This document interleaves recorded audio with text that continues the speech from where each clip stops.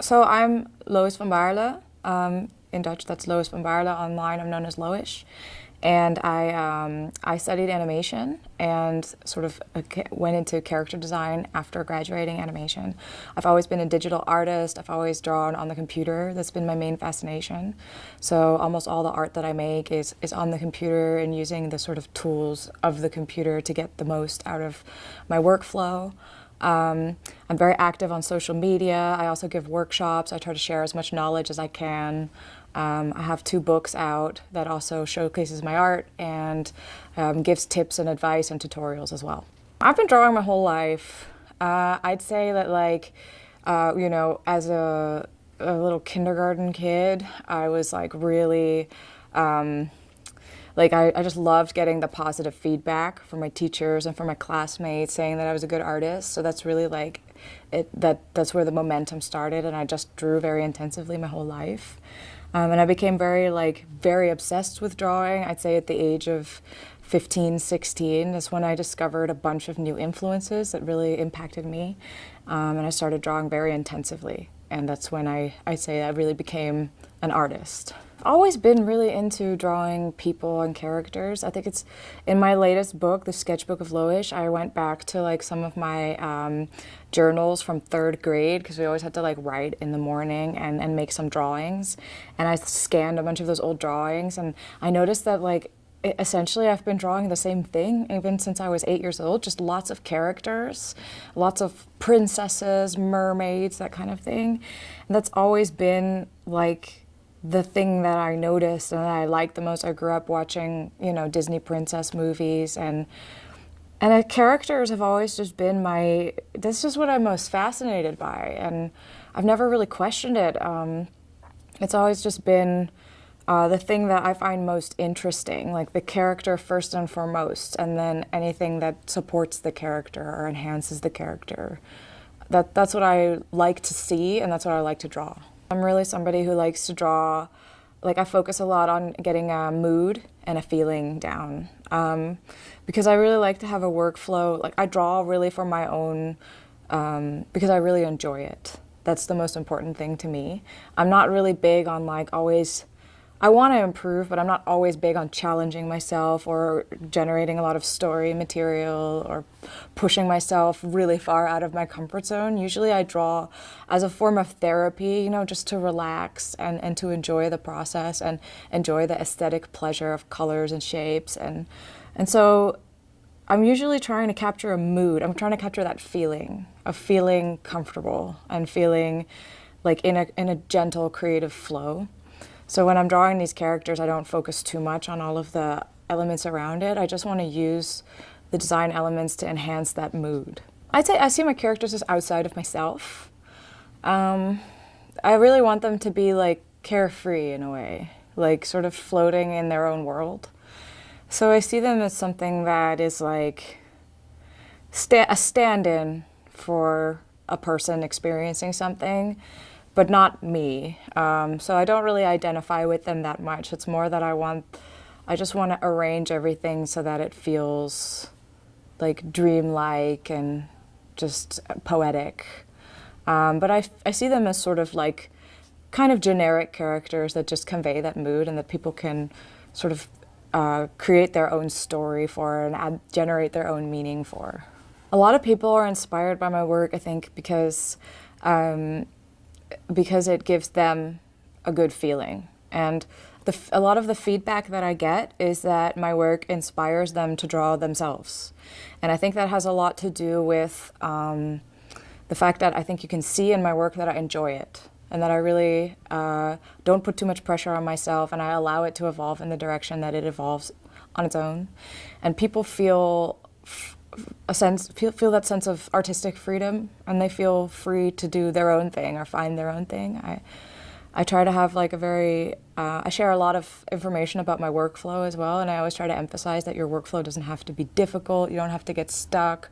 You don't always have to fuel the whole process with a really strong need to be better, to just be constantly disappointed in yourself and then wanting to push past. I always try to emphasize that the creative process can be just a relaxing process. And I've noticed that that's a big reason why people like it. It like sparks their own creativity. I'm very active on social media, and I'm always trying to share a mix of different things with them. So I share, my art, I share the process of my art, I give like glimpses into my everyday life, and then I also promote my product. So the book and, prints, and if I'm going to be at an event like this, at CTNX. So I always try to keep the message, get the message across by making sure that it doesn't become like just one thing, always only promoting myself, but just a good mix, good balanced mix of interesting stuff for them to engage with. It's really important. I think that, in the art world, if you're like an artist in any different creative field, it's very like a common, historically we create stuff and we show people. We put it on a wall in a gallery, we bring our portfolio somewhere, we show it, and we expect a reaction. And sometimes many artists believe that this is how you manage social media as well. You post your work, you show it, you hope that people will respond enthusiastically. But social media isn't like that. Social media is not a gallery, it's a dialogue. So you have to constantly get a conversation going. The algorithms are created in that way, that like your work is seen more if there's like a high engagement rate. And engagement is not just people saying I like it, but it's also like a conversation. It's when I ask them stuff, it's when we share information with each other, create a community. So those are the things that it's really important to stay responsive and see it as a conversation rather than just like me standing on a stage and saying like, here I am. Because it's different. It's not like that. For artists, it's a lot sharing the process, talking about the process, doing things like live streams where you draw and then people can ask questions as you draw. It's a lot of like relatability, talking to people like, how do you experience this? Like, what do you struggle with in the creative process? And there are all these like ways that you can enhance. I have a Facebook group. So people can join and share their work and give like feedback to each other and give advice and tips. So there's many different ways that you can sort of, and artists are all sort of in the same bubble of like struggling and having high hopes and dreams and wanting feedback and wanting affirmation. So it's like actually the ideal community really to get a dialogue going because everybody wants to talk about something. I think that social media is a great way to get like a widespread reach because at an event like this, I get to meet a lot of people. And it's really awesome. But there are also so many people that just can't afford to travel that far, that don't have like the opportunities to connect with the artists that they like, whether that's like the distance or whether that's financial. Many artists, the artist community is like not the most wealthy community. A lot of people like invest enormous amounts of money into their studies and they don't have a lot left to, travel and attend. So internet is a way to like make sure that everybody gets something, gets like some interaction, some inspiration. But events like this, I think, are a really good supplement because there's really something special about meeting somebody face to face that through the internet. And a lot of people here say, like, they come up to me and they're like, I've been following your work for 10 years. I've been following your work since 2004. Like people who have sort of grown into the art industry with me. And meeting those people in person is like indescribable. It's so special. It's sort of like everything comes full circle. So I feel like both are really important. I try to like get a good balance of both connecting through internet and also like real life connections. I think social media had everything to do with sort of my career taking off because I just shared a lot of my art over time. I've really been sharing my art online since like 2003.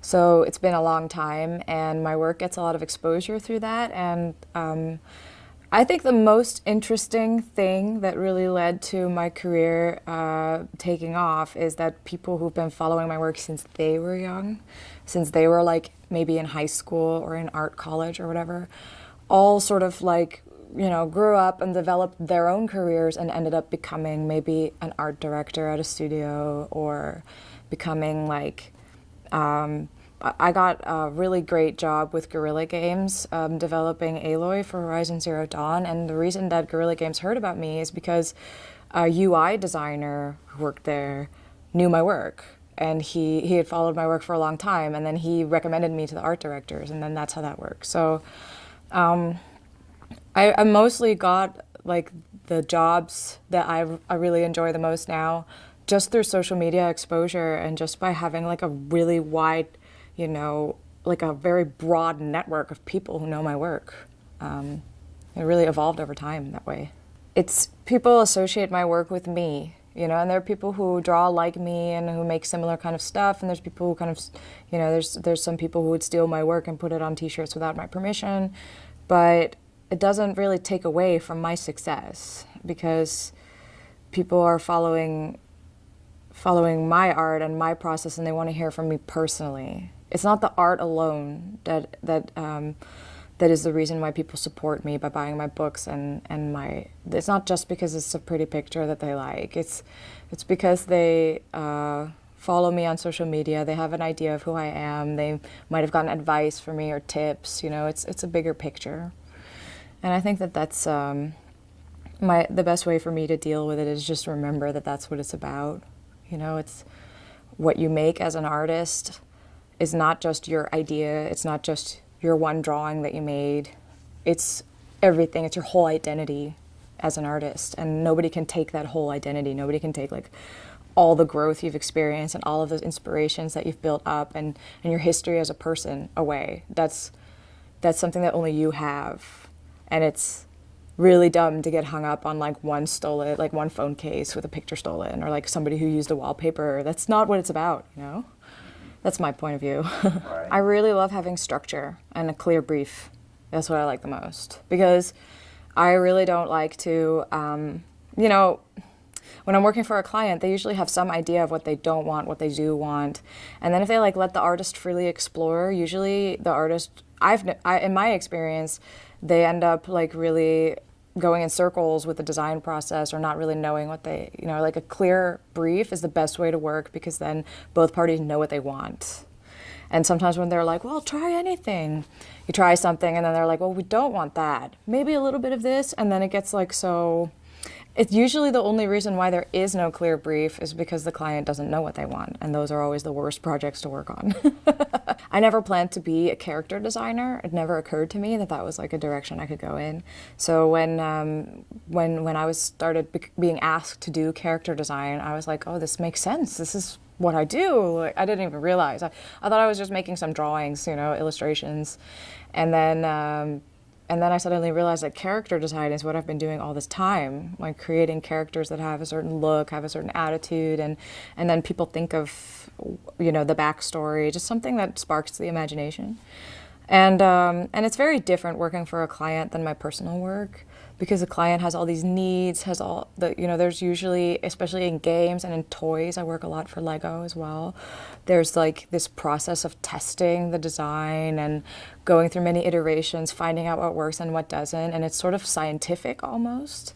And that really teaches me so much about because my own personal work is very intuitive. I just sort of go with the flow, and then what comes out is what comes out, take it or leave it. And with character design, it's very much like a constant process of trying to improve and trying to understand like what it is that works and what doesn't. So both workflows really, like if I spend too much time doing my personal work, I really crave client work and I crave character design. And when I do too much character design, I want to go back to my personal work. So there's a perfect balance between the two for me that keeps me in my creative flow. My tip to keep your career going is kind of like, it's not a very inspiring one, but it's mostly like just don't push yourself too far, because I have had problems with my arm. I've drawn too much. I've had like clients who are very demanding, push me past my boundaries, had problems with not carpal tunnel, but like tendonitis from that. And I know a lot of artists struggle with like the physical aspect of drawing a lot. And the only way you can keep drawing for the rest of your life is slow down and like don't draw all the time. Don't even draw every day. Just like take breaks, find something else to do outside of art that like takes you out of it. Because I really pushed myself very far physically and then had to like take a long break from working. And this was like, I realized that I could burn out very young if I kept working that way.